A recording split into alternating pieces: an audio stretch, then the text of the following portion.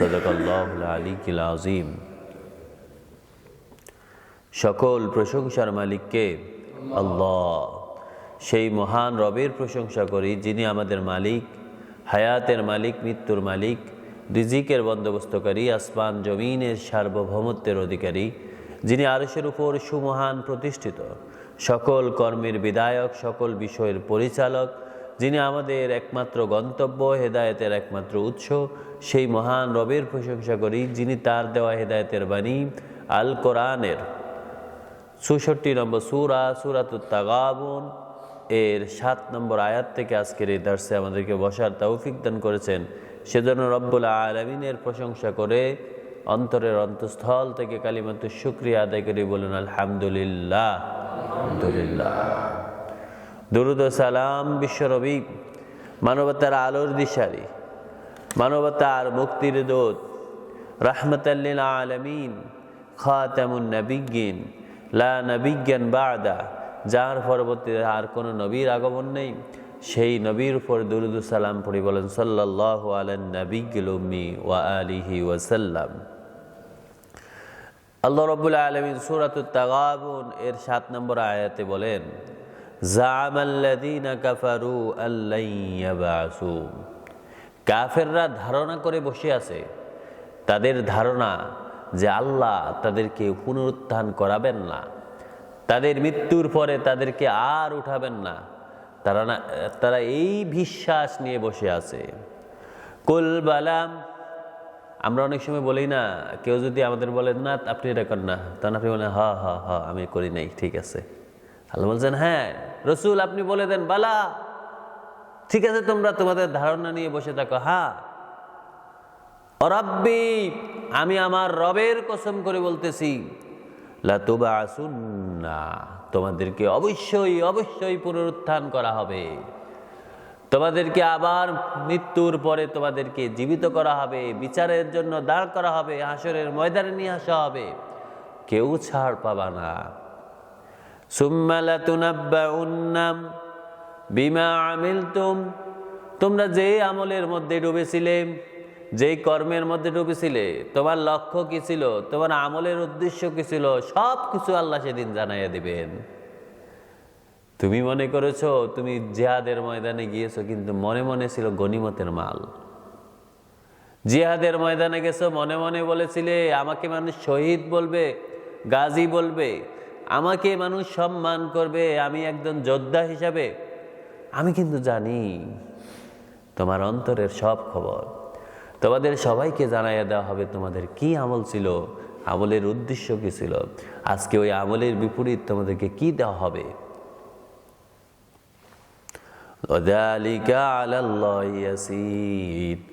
আল্লাহ বলেন ওখানে যে উত্থাপন করব, মৃত্যুর পরে ওই মাটি থেকে তোমরা যেন আমি আবার উঠে নিয়ে আসবো। মিনহা খালাকনাকুম, এই মাটি থেকে আমি তোমার সৃষ্টি করেছি। অফিহা নুঈদুকুম, এই মাটিতে আবার ফিরাই নিয়ে আসবো। অমিনহা নুখরিজুকুম, এই মাটি থেকে যখন আবার উঠে নিয়ে আসবো। আল্লাহ বলেন ওয়াযালিকা আলাল্লাহি ইয়াসির, তুমি কি মনে করো এটা আমার জন্য কঠিন? না, এটা ইয়াসির। ইয়াসির মানে একদম সহজ থেকে সহজর। সা'বুন মানে হচ্ছে কঠিন, আর ইয়াসির মানে হচ্ছে সহজ। আল্লাহ বলেন এটা আমার ব্যাপারে, আমার কাছে এটা পানির মতো সহজ। কাফেররা যে ধারণা করে বসে আছে যে মৃত্যুর পরে তাদের পুনরুত্থান হবে না, তারা মাটির সাথে মিশে গেছে, নিঃশেষ হয়ে গেছে, নিঃশেষ হয়ে যাবে, তাদেরকে কেউ জিজ্ঞাসা করবে না, তারা এমনি এমনি শেষ হয়ে যাবে। আল্লাহ বলেন না, ওটা কখনোই হবে না, এটা আমার জন্য একদম সহজ। তোমাদেরকে নিয়ে আসবো, সব আমল সম্পর্কে আমি তাদেরকে ধরবো, সব কিছু জিজ্ঞাসা করব, সব কিছু সম্পর্কে জিজ্ঞাসিত হবে। ফাআমিনু বিল্লাহ, সুতরাং তোমরা যদি মনে করো আল্লাহর কাছে তোমরা প্রতিদান ভালো পাবে, এটা যদি তোমরা ইচ্ছা করো, তোমাদের যদি উদ্দেশ্য থাকে সেই দিন পুনরুত্থানের সময় আল্লাহর কাছ থেকে তোমরা পুরস্কার লাভের আশা পোষণ করো, ফাআমিনু বিল্লাহ, সুতরাং তোমরা আল্লাহর কাছে ঈমান আনো, আল্লাহর প্রতি ঈমান আনো, সারেন্ডার করো আল্লাহর প্রতি, তোমাদের বিশ্বাস আল্লাহর প্রতি নিয়ে আসো, পূর্ণ আস্থা নিয়ে আসো আল্লাহর প্রতি। ওয়া রাসূলিহি, তার রাসূলের প্রতি ঈমান আনো, তার রাসূলকে আনুগত্য করো। রসুলের সব সুন্নাহকে আঁকড়ে ধরো, জীবনের সব ক্ষেত্রে রসুলের আদর্শকে মেনে নাও। নাকি শুধু নামাজে রসুলকে মানবে আর ঘরে মানবা না, শুধুমাত্র মসজিদে মানবে, ব্যবসা ক্ষেত্রে মানবা না, এটা যেন না হয়। ফাআমিনু বিল্লাহি ওয়া রাসূলিহি, আল্লাহ এবং তার রসুলের প্রতি বানানো, ওয়ান নূর, ওই আলোকে আঁকড়ে ধরো, ওই নূরকে আঁকড়ে ধরো, ওই নূরকে অনুগত্য করো, যেই নূর আল্লাযী আনজালনা, আমি তোমাদের কাছে প্রেরণ করেছি, যে নূর আমি তোমাদের কাছে নাজিল করেছি, যে নূর আমি তোমাদের চলার জন্য, আমি তোমাদের জন্য বন্দোবস্ত করেছি, যে নূর আমি তোমাদের জীবন ব্যবস্থার জন্য দিয়েছি, যে নূর আমি তোমাদের সংবিধানের জন্য দিয়েছি, যে নূর আমি তোমাদের জীবন, শিক্ষাক্ষেত্র, ব্যবসা বাণিজ্য সকল ক্ষেত্রের জন্য দিয়েছি, ওই নূরকে তোমরা আনুগত্য করো। আল্লাহু বিমা তা'মালুনা খাবীর। সুতরাং তোমরা কি করবে, তোমাদের কি আমল হচ্ছে, তোমরা কেমন আমল করতেছো, আমি কিন্তু সব খবর জানি। আল্লাহু আকবার, আল্লাহু আকবার।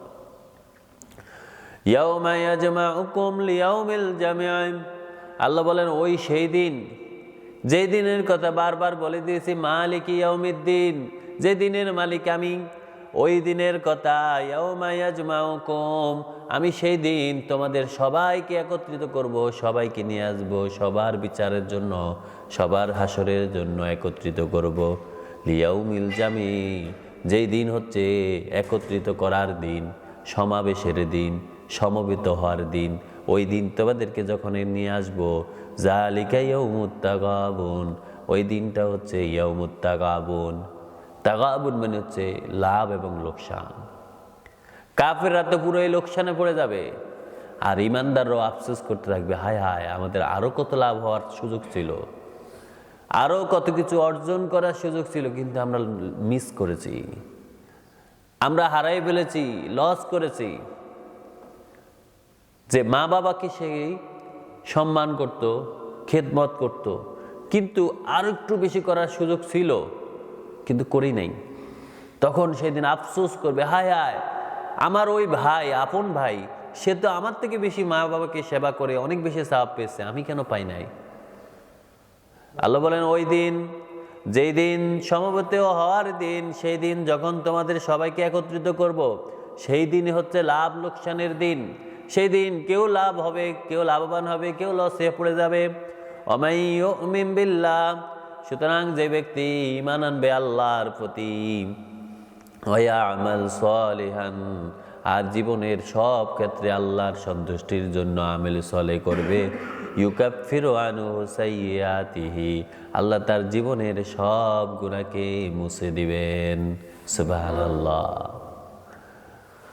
ওয়া ইউদখিলুহু জান্নাত, এখানে জান্নাত শব্দটা আল্লাহ বহু বচনে ব্যবহার করছেন।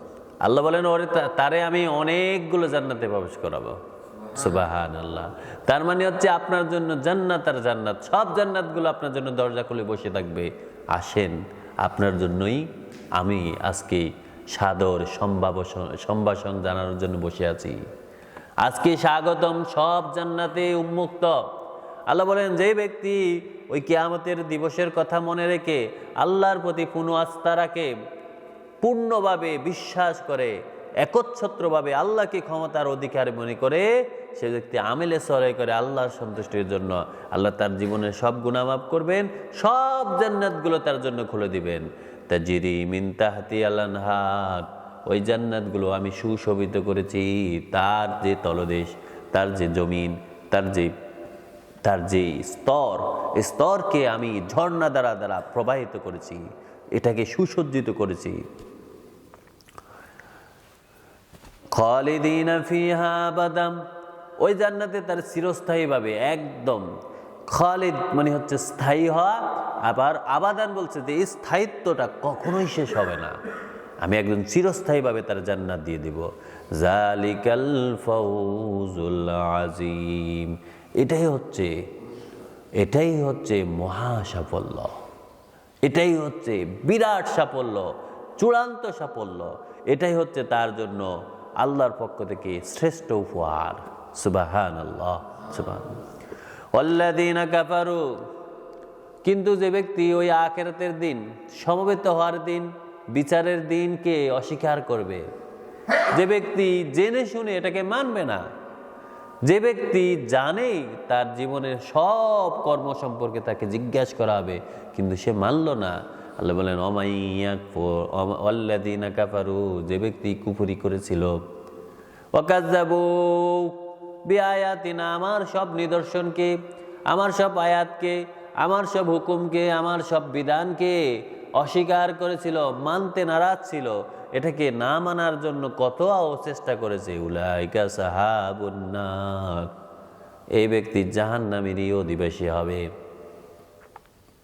জাহান্নামে তারে প্রবেশ করানো হবে, খালিদিনা ফিহা, তারে জাহান্নামে স্থায়িত্ব দেওয়া হবে, জাহান্নামে সে স্থায়ী হয়ে যাবে। নাউজুবিল্লাহ, নাউজুবিল্লাহ। ওয়াবিসাল মাসির, আল্লাহ বলেন ওই জাহান্নাম তার জন্য কতই না নিকৃষ্ট হবে, কতই না খারাপ হবে, কতই না নিকৃষ্ট আবাসস্থল হবে তার ওই জাহান্নাম। মা আসাবা মিন মুসিবাতিন ইল্লা বিইজনিল্লাহ। ওই ইমানদারেরা, তোমরা মনে রেখো, পৃথিবীতে যত মুসিবত আছে, যত সমস্যা আছে, সব মুসিবত কিন্তু আমার অনুমতি ছাড়া হয় না। সুতরাং তুমি মনে করবে যে না, আমার তো অভাব, সেজন্য আমি ঠিক মতে নামাজ পড়তে পারি না, আমি মসজিদে সময় মতো যেতে পারি না, কারণ আমি অনেক কাজ করতে হবে। আল্লাহ বলেন কি মনে করো তুমি, ওই মুসিবত যে আসছে এটা কি আমার অজানাই ছিল, আমার হুকুমের বাইরে ছিল? না, ওটাই তোমার জন্য পরীক্ষা ছিল। তুমি কত ব্যস্ত ছিলে, সারা দিন কাজ করার পরে রাত্রে তুমি কতটুকু দাঁড়িয়েছো আমার জন্য? তুমি মনে করেছো যে সারাদিন আমি কঠিন পরিশ্রম করলাম, হয়তো এখন নির্ভেজাল ঘুমাবো। আল্লাহ বলেন না, ওই যে তোমার আমি কঠিন কঠিন কাজ করার জন্য দিয়েছি, ওটাও কিন্তু আমার পক্ষ থেকে এসেছে। মা আসাবা মিন মুসিবাতিন ইল্লা বিইজনিল্লাহ, আল্লাহর অনুমতি ছাড়া কোনো মুসিবত কাউকে কখনো স্পর্শ করে না। এটা দ্বারা একটা থ্রেট আছে, থ্রেটটা হচ্ছে তুমি যদি আমার না মানো, কখন যে তোমার উপর আমি কোন মুসিবত দিব সেটা তুমি বুঝতেই পারবা না। এইরকম দেখেন, যারা আল্লাহকে বলে যায় তাদের সন্তানকে আল্লাহ আস্তে ঘাড়টা তেড়ায় করে দেয়, বয়োবৃদ্ধ হলে ওরে নিয়া বৃদ্ধাশ্রমে রেখে আসে, ভুলে যায় এ আমার বাবা মা, এ আমারে পালন করছে, এ আমার এই সম্পদের সব মালিকানা ছিল, আজ ওই মালিকানা থেকে তাকে বঞ্চিত করে কোথায় রাখতে হবে? আল্লাহ বলেন কি মনে করো, তোমার ওই কোন মুসিবত আমি কখন দিব? এটা কি মনে করো যে আমি এমনি এমনি ছেড়ে দিব? দুনিয়াও শেষ, আখিরাতও শেষ।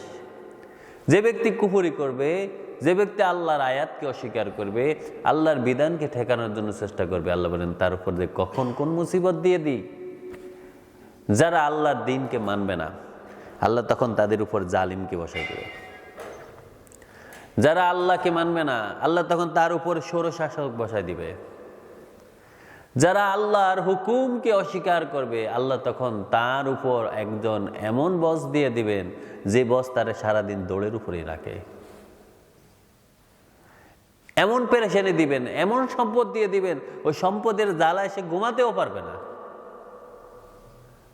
ঘুমের ওষুধ না খাইলে তার ঘুমও হবে না। আল্লাহ বলেন কি মনে করো, দুনিয়ায় ওই সামান্য সম্পদ পেয়ে তুমি তোমার জীবনের সব সুখ নষ্ট করে ফেলবে? এটা কি তোমার সুখ? দেখবেন যারা 5 ওয়াক্ত নামাজে মসজিদে আসে, তারা দেখবেন ওই 5 ওয়াক্ত নামাজের পরে দেখবেন বাসায় গেলেও সুখ, জীবনের যেখানে গেলেই সুখ। সে যদি একটা ব্যবসা প্রতিষ্ঠান দেয়, একদম যেই লোক নামাজ পড়ে না সে লোকও তার কাছে যায় যে ভাই এই তো 5 ওয়াক্ত নামাজ পড়ে, এই ব্যক্তি সৎ হওয়ার সম্ভাবনা আছে, এই ব্যক্তি অন্তত আমার সাথে ধোঁকাবাজি করবে না। সে অন্তত, যে ব্যক্তি আল্লাহর সাথে ধোঁকাবাজি করে না, সে মানুষের সাথেও ধোঁকাবাজি করে না। সুতরাং আল্লাহ বলেন ও মানুষেরা, তোমাদের উপর যেই কোনো মুসিবতে আসুক না কেন সেটা কিন্তু আমার অনুমতিতে আসে।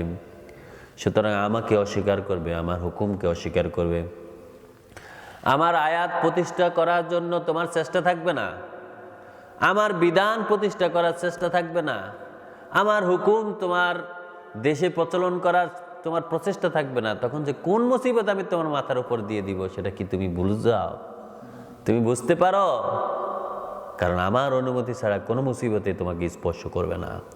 আবার আপনি চেষ্টা করেছেন আল্লাহর দ্বীনকে প্রতিষ্ঠা করার জন্য, জিহাদের ময়দানে গেছেন, কিন্তু এমন এক মুহূর্তে আপনাকে একটা কাফের ঘায়েল করে ফেলবে, দেখবেন ওই সময় আল্লাহ আপনাকে বাঁচাই দেবেন একজন ফেরেশতা দিয়ে। সুবহানাল্লাহ। 313 জন নিয়ে রসুল যখন গেলেন বিনা অস্ত্র, টোটাল অস্ত্রই ছিল মাত্র 4টা না কয়টা, একটা মাত্র ঘোড়ার ছাউরি, আর ওরা হচ্ছে 1000 ঘোড়ার ছাউরি নিয়ে আসছে সুসজ্জিত। আল্লাহ ওই জায়গা থেকে ফেরেশতা পাঠাইয়া ওই কাফেরদেরকে নিপতিত করে একটা যুদ্ধে 22 জন তাদের নেতৃস্থানীয় লোক মারা যেতে পারে। কেমন হতে পারে এই যুদ্ধটা? এমন লোকদের হাতে মারা যায় যাদের হাতে অস্ত্রই নেই। আল্লাহু আকবার। সুতরাং আল্লাহ বলেন ওমাই ইউমিন বিল্লাহ, এখনো যে ব্যক্তি তার জীবনের পথকে ঠিক করে আল্লাহর প্রতি বিশ্বস্ত হয়, ইয়াহাদি কলবাহু, আমি তার রাস্তাকে, তার কলবকে আমি যেরকম চাই সেভাবে তার ডিরেকশন দেব, আমি তার কলবকে পরিচালনা করব, আমি তার অন্তর পরিচালক হয়ে যাব। যে ব্যক্তি নিজের এই সবগুলোকে ঠিক রেখে এখন আল্লাহর প্রতি বিশ্বস্ত হলো, আমি তার অন্তরের আমিও তার অন্তরকে পরিচালিত করব, আল্লাহ তার অন্তরকে পরিচালনা করবে। সুতরাং আল্লাহ যার পরিচালক হয়ে যাবে তার জন্য গোমরাহি থাকতে পারে না। কখনো তাকে কোনো গোমরাহি স্পর্শ করবে না, কোনো মুসিবত তাকে স্পর্শ করবে না, কোনো এমন সংকট আসবে না যে সংকটে সে হতাশ হয়ে যায়। সে নির্ভেজাল ঘুমাবে, নির্ভেজাল খাবে, আল্লাহ তার পথ প্রদর্শক হয়ে যাবেন। সুবহানাল্লাহ, সুবহানাল্লাহ। আল্লাহ যেন আমাদের অন্তরের পথ প্রদর্শক হয়ে যান। আমিন, আমিন। আল্লাহু বিকুল্লি শাইইন আলিম, কারণ সব কিছুর উপর ক্ষমতাবান কে? আল্লাহ। আর আল্লাহ বলেন আমি সব কিছুর উপর ক্ষমতাবান। সুবহানাল্লাহ, সুবহানাল্লাহ। আতিউর রাসূল, সুতরাং তোমরা যদি চাও যে আল্লাহ তোমাদের অন্তরের পরিচালক হবে, আল্লাহ তোমাদেরকে পথ প্রদর্শন করবেন, আল্লাহ তোমাদেরকে মুসিবত থেকে রক্ষা করবেন, আল্লাহ তোমাদের জীবনের সব মুসিবত দূর করে দিবেন, সুতরাং তোমাদের দায়িত্ব হচ্ছে আতিউল্লাহ আতিউর রাসূল, আল্লাহ এবং তার রাসূলের আনুগত্য করো। আল্লাহ এবং তার রাসূলের উদ্দেশ্য কি ছিল? কিতাব নাজিল করার উদ্দেশ্য কি ছিল? হুকুমটা তিনি কেন দিয়েছেন? যেমন আল্লাহর হুকুম হচ্ছে কেউ যদি চুরি করে তার জন্য হাত কাটা। এখন একজন লোকের যখন হাত কাটা হয়, আরেকজন লোক চুরি করতে কি সাহস পাবে? পাবে না। কিন্তু যদি সে চুরিও করে, বিধান কিন্তু তার সাথে সাথে হাত কাটা নয়, প্রথমত তাকে পরীক্ষা করা হয় কেন সে চুরি করেছে। অভাবের তাড়নায়, সেই অভাবের তাড়নায় যখন সে চুরি করেছে তার সব দায়ভার কিন্তু তার রাষ্ট্রনায়কের উপর চলে যায়। তোমার দেশে একজন লোক না খেয়ে আছে, কিভাবে? তুমি কি করেছো? তোমারে ক্ষমতা দিয়েছি, তোমারে দায়িত্ব দিয়েছি, ওই দায়িত্ব সম্পর্কে আল্লাহ জিজ্ঞেস করবে না?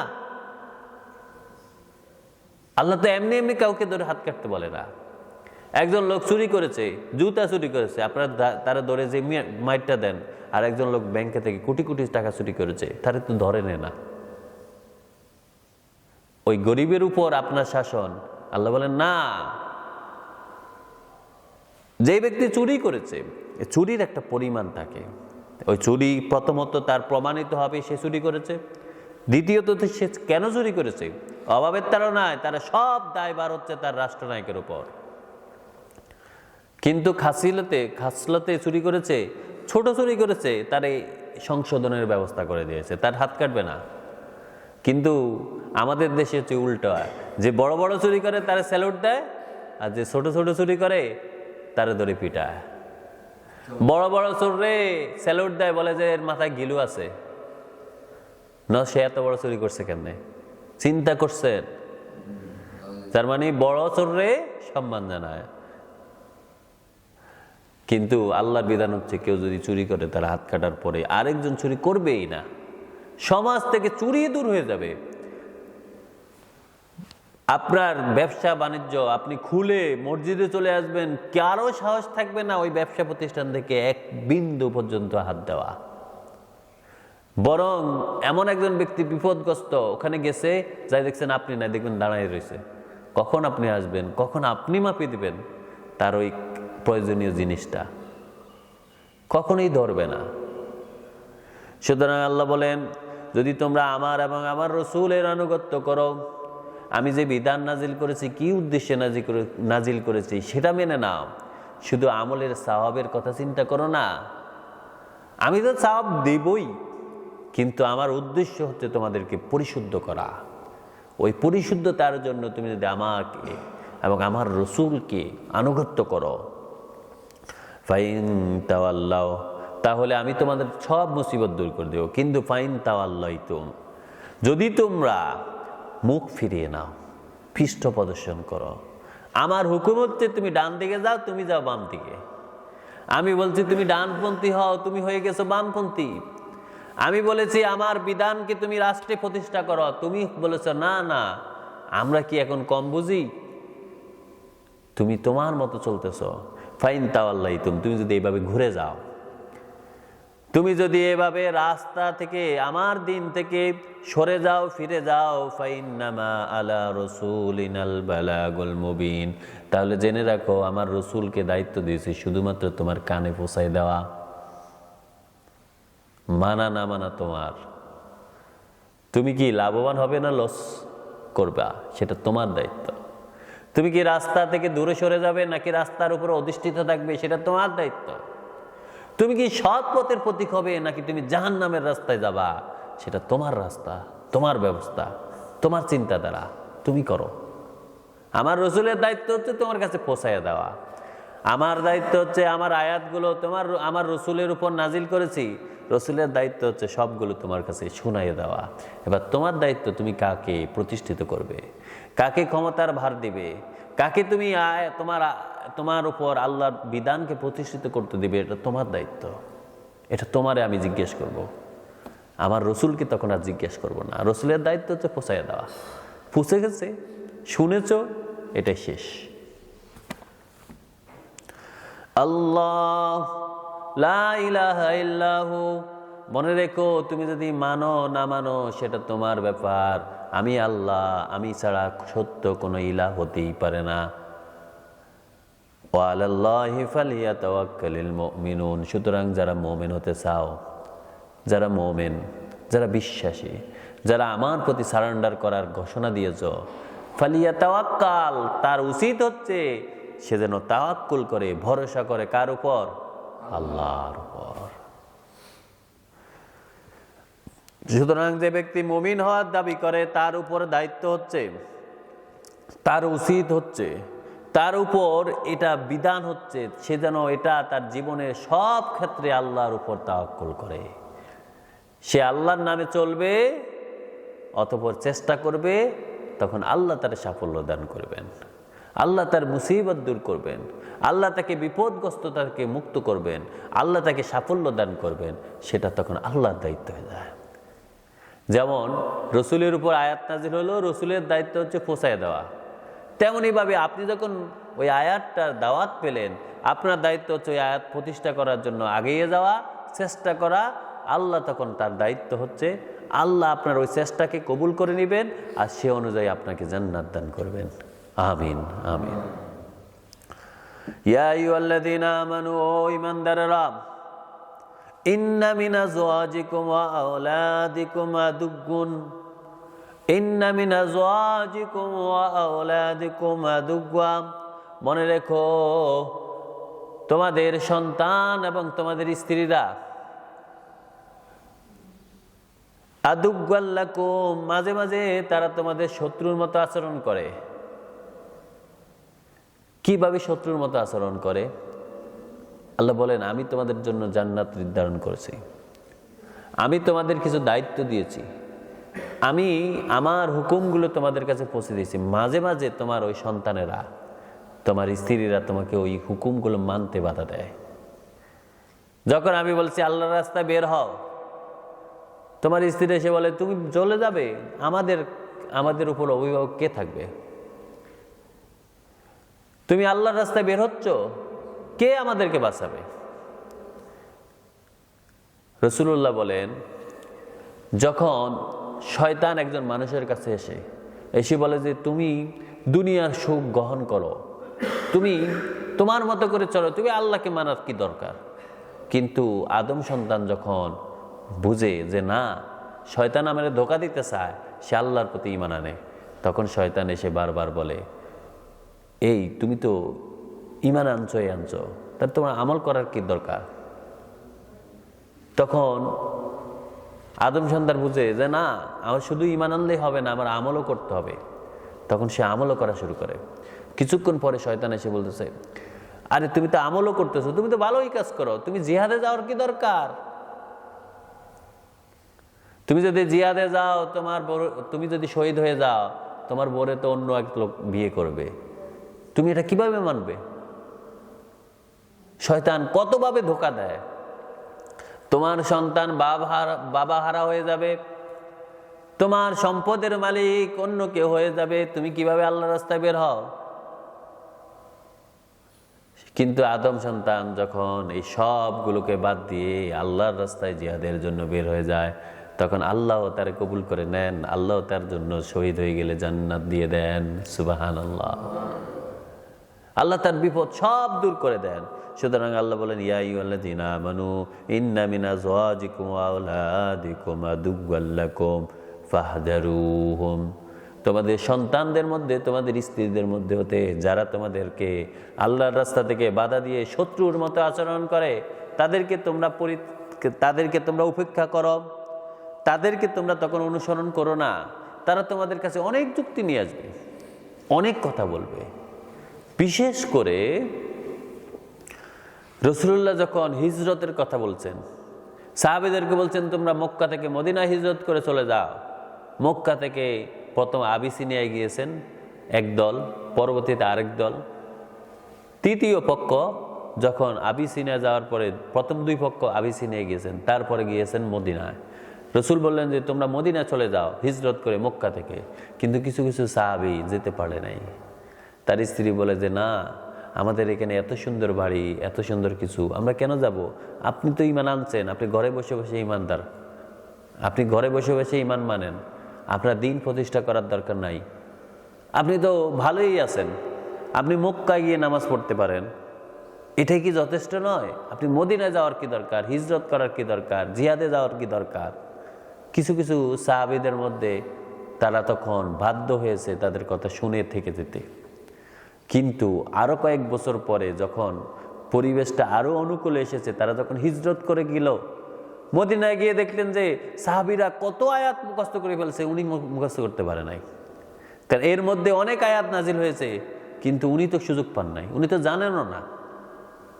ওনার আফসোস হইল, হায় হায়, আমার স্ত্রী, আমার সন্তান আমাকে এই আয়াতগুলো থেকে বঞ্চিত করেছে,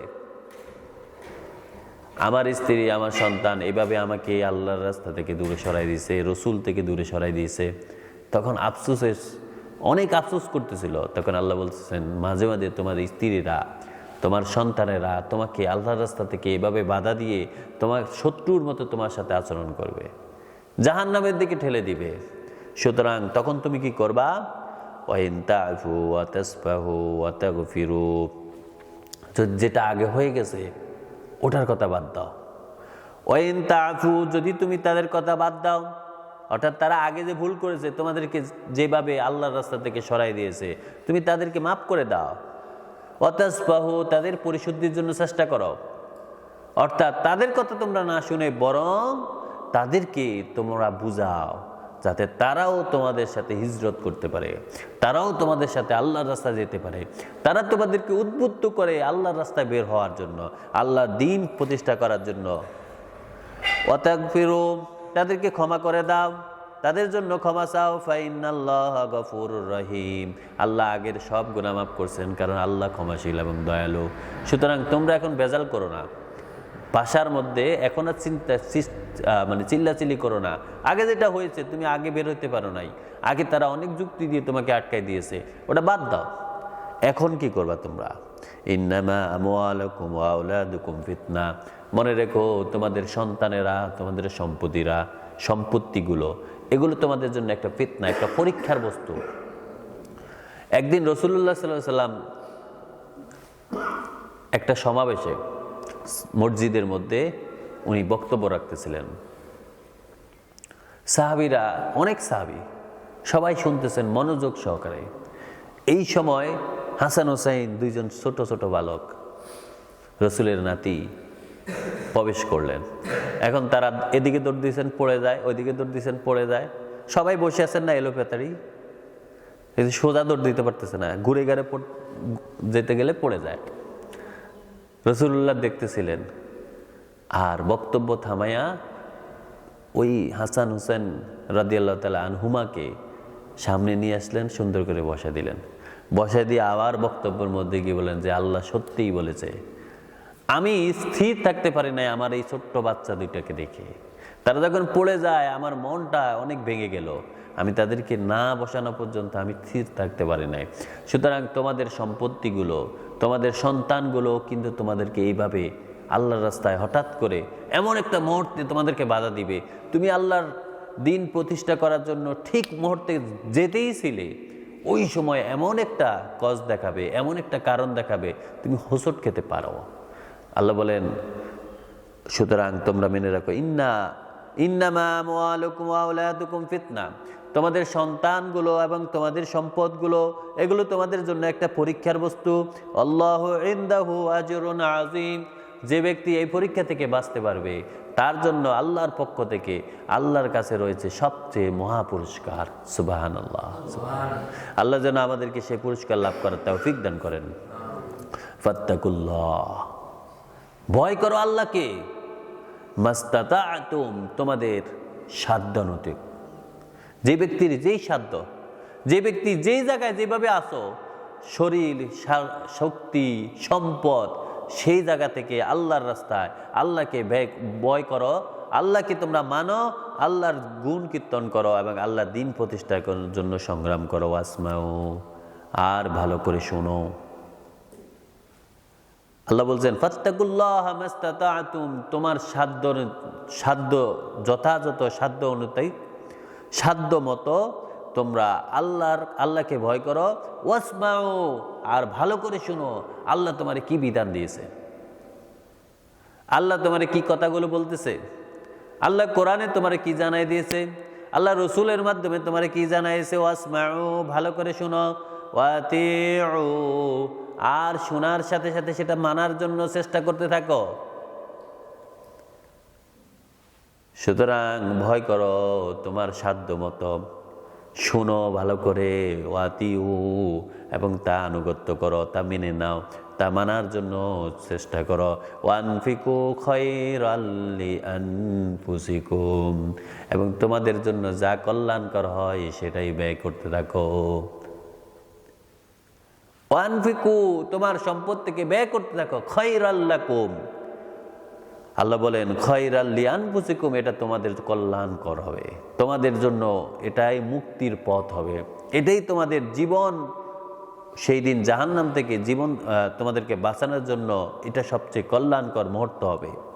ওয়ামাইয়ুকা শুহা লিনাফসিহি ওয়ামাইয়ুকা শুহা নাফসিহি ফাউলাইকা হুমুল মুফলিহুন, যারা তাদের মনের সংকীর্ণতাকে, মনের হিংসা থেকে, সংকীর্ণতা, যেমন আপনার সম্পদ আছে কিন্তু আপনি আল্লাহর রাস্তা থেকে বের হইতে পারতেছেন না, কিন্তু যে ব্যক্তি এই সম্পদকে তখন এখানেই রেখে দিয়ে, এখানেই ঠিক রেখে সে আল্লাহর রাস্তায় বের হয়ে গেল জিহাদের জন্য, একবারও চিন্তা করলো না যে আমার এই সম্পত্তি বা আমার এই ব্যবসা, আমার এই মালের কি হিসাব হবে, কি ব্যবস্থা হবে।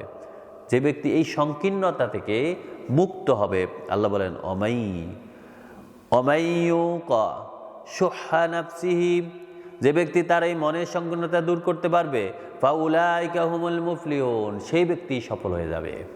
সেই ব্যক্তি আল্লাহর রাস্তায়, আল্লাহর দ্বীনের জন্য, আল্লাহ রাব্বুল আলামিনের সন্তুষ্টির জন্য সেই সফল হয়ে যাবে। জান্নাতে যখন মানুষ যাবে, যখন আদম সন্তানেরা জান্নাতে যাবে, মুমিনেরা জান্নাতে যাবে, আল্লাহর দ্বীন প্রতিষ্ঠাকারীরা জান্নাতে যাবে, তখন আল্লাহ রাব্বুল আলামিন তাদেরকে জান্নাত দিয়ে বলবেন তোমরা কি খুশি? তারা বলবেন, ইয়া আল্লাহ, আমরা অনেক খুশি, আমরা যা করেছি তার থেকে অনেক বেশি পেয়েছি। আমরা যা আশা করেছিলাম যে জান্নাতে এরকম এরকম হবে, আসলে দেখি যে এটার সাথে কোনো মিলে নেই। এটা যে কত প্রিমিয়াম, কত উন্নত, আমি তো কল্পনাই করতে পারি না। আল্লাহ এত বেশি আমারে দিয়েছেন, আমি তো এতটুকু যোগ্য ছিলাম না।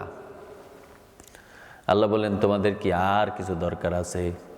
তার বলবে যে না না, আমাদের আর কিছু দরকার নাই, আমরা যা পেয়েছি এটাই বেশি হয়ে গেছে, এটাই অনেক বেশি, আমরা এত বেশি কখনোই পেতাম না। তখন বললেন যে আরো একটু জিনিস আছে, সেটা হচ্ছে আজকে তোমাদের জন্য আমার সন্তুষ্টি। আমি তোমাদের উপর সন্তুষ্ট হয়ে গেলাম। এই সন্তুষ্টি মানে হচ্ছে আমি তোমাদের উপর আর রাগ হব না, আর তোমাদের জন্য কোনো কিছু সংকীর্ণ থাকবে না, সব কিছু উন্মুক্ত। এখন থেকে তোমাদের আর কোনো ভুল নেই, যা কিছু করবে এটাই তোমার জন্য ফেয়ার, এটাই তোমার জন্য ঠিক আছে, এটাই তোমার জন্য সব কিছুই উন্মুক্ত হয়ে গেল, তোমার কোনো অপরাধ নেই। আপনি যে যখন ঘরের কর্তা, আপনি ভুল করলেও কারো সাহস নেই যে সেখানে কথা বলে। সুতরাং আজ থেকে তোমার আর কোনো ভুল নেই, আমার সন্তুষ্টি তোমার জন্য দিয়ে দিলাম, যাও যাও, এখন থেকে আমি সব সময় সন্তুষ্ট। তুমি যদি পড়েও যাও, তুমি যদি ভুলও করো, সেটাতেও আমার সন্তুষ্টি, যাও, এখন থেকে আর কোনো ভুল নেই তোমার।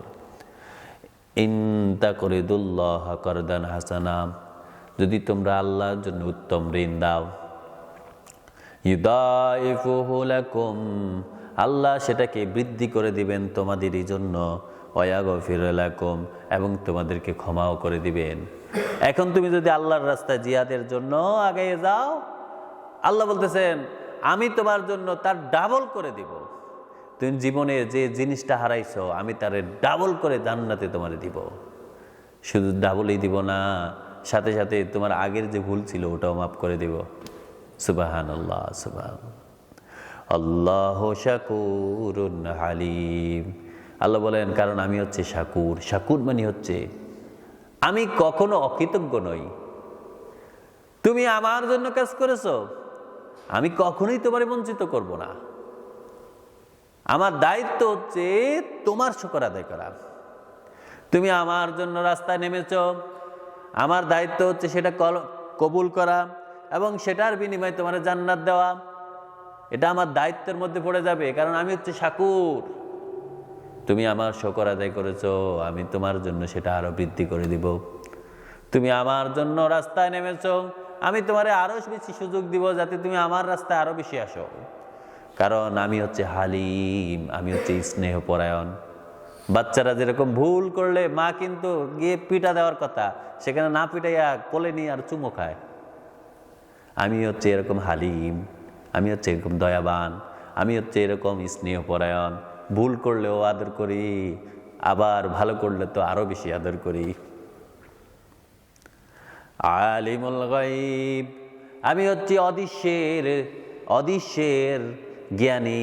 যত কিছু আছে, যা কিছু তোমরা দেখো না, যা কিছু তোমাদের ভবিষ্যতে রয়েছে, যা কিছু তোমরা কল্পনাই করতে পারো না, সব কিছু আমি জানি। ওয়াশাহাদা, এবং তোমরা যা করো এটাও কিন্তু আমি জানি, তোমাদের ভবিষ্যতে আমি জানি, তোমাদের অতীত বর্তমানও আমি জানি। ওয়াশাহাদাতিল আজিজুল হাকিম, আর আমি হচ্ছে পরাক্রম। মনে রেখো, এখনো যারা ভুল পথে আছো, ঠিক হয়ে যাও, আমার পাকড়াও থেকে কেউ বাঁচতে পারবে না। এখনো যদি ঠিক হয়ে যাও, তাহলে এখনো আমার রাস্তা তোমার জন্য উন্মুক্ত। আর আমি হচ্ছে হাকিম, আমি কিন্তু বিজ্ঞ। তুমি আল্লাহর রাস্তায় জিহাদে নেমেছো, মনে অন্য আশা ছিল, আমি সেটা জানি। সে অনুযায়ী কিন্তু আমি তোমার সওয়াব দিব, সে অনুযায়ী কিন্তু আমি তোমার কর্মফল দিব, সে অনুযায়ী কিন্তু আমি তোমার পুরস্কৃত করব। সুতরাং যে ব্যক্তি এখনো ঠিক হয়ে যাও, এখনো ঠিক হয়ে গেছে, যে ব্যক্তি আল্লাহর রাস্তায় নেমে আল্লাহর সন্তুষ্টির উদ্দেশ্যে কাজ করেছে, আমি কিন্তু সেটা তাকে স্নেহপরায়ণ হিসাবে, শাকুর হিসাবে আমি তারা দান করব। আল্লাহ রাব্বুল আলামিন যেন আমাদের মনে সব সময় আল্লাহর সন্তুষ্টি অর্জন করার তৌফিক দান করেন, আমিন। আমরা যেন আল্লাহর দ্বীনকে প্রতিষ্ঠা করার তৌফিক দান করেন, আমরা যেন আল্লাহর এই হুকুমকে মানার তৌফিক দান করেন এবং এই হুকুমকে জানার তৌফিক দান করেন, আমিন। ওমা তৌফিক ইল্লা বিল্লাহ। সুবহানাকাল্লাহুম্মা বিহামদিক, আশহাদু আল্লা ইলাহা ইল্লাল্লাহ, আস্তাগফিরুকা ওয়া আতুবু ইলাইক।